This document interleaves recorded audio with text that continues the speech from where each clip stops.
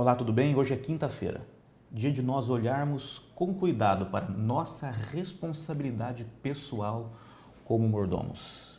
Você já parou para refletir nisso? Já tirou tempo para pensar em qual é a sua responsabilidade diante de Deus e diante do mundo? Você já parou para pensar sobre qual é o propósito de Deus para a sua vida? Qual é a sua missão nesse mundo? São perguntas existenciais, são perguntas importantes. E se nós não encontrarmos perguntas para elas, viveremos absolutamente sem identidade. E quem não tem identidade não vive, apenas passa pela vida. A nossa responsabilidade como mordomos descreve exatamente qual é o propósito de Deus para a nossa vida, qual é a missão que nós temos para desempenhar, qual o legado que nós vamos deixar nesse mundo. É claro que nós sabemos que Deus chama e nós temos o direito de aceitar ou não aceitar o convite para sermos mordomos dele. Deus respeita as nossas escolhas, por mais que isso lhe cause dor, por mais que ele saiba que muitas vezes as nossas escolhas nos levarão à destruição. Mas ele nos ama tanto que ele nos dá o direito de escolher.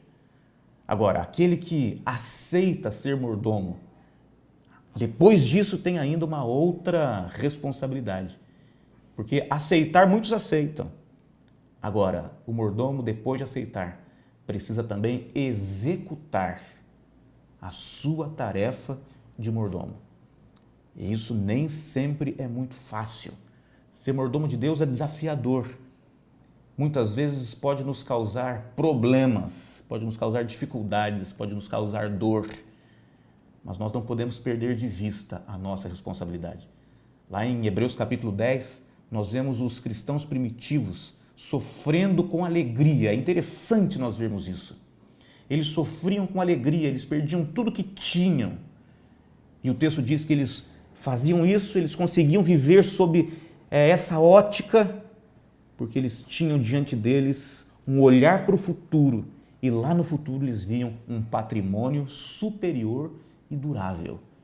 É assim que o mordomo deve se comportar, olhando para o futuro, sem se preocupar com as vicissitudes da vida e os desafios enfrentados enquanto se cumpre a missão, enquanto se executa a tarefa de mordomo.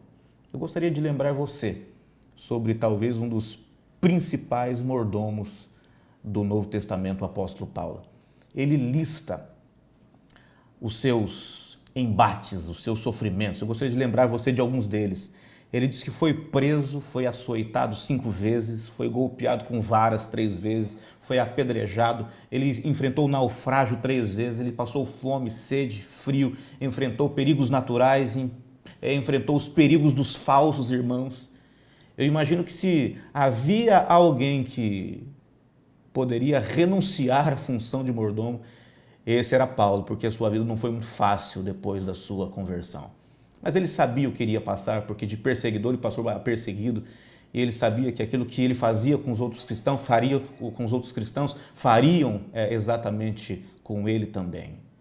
E tendo em vista que a vida sempre pode oferecer o pior, e nós temos que pensar dessa maneira, para não nos decepcionarmos, nós precisamos, com essa visão, seguir adiante, independentemente dos problemas, dos desafios, das muitas vicissitudes, e conscientes de que a nossa função de mordomos não pode ser terceirizada, não pode ser transferida para outra pessoa.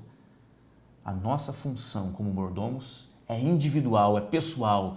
Deus a escolheu pessoalmente para cada um de nós e cumpre-nos ser fiéis no cumprimento, na execução das tarefas que Deus nos deu.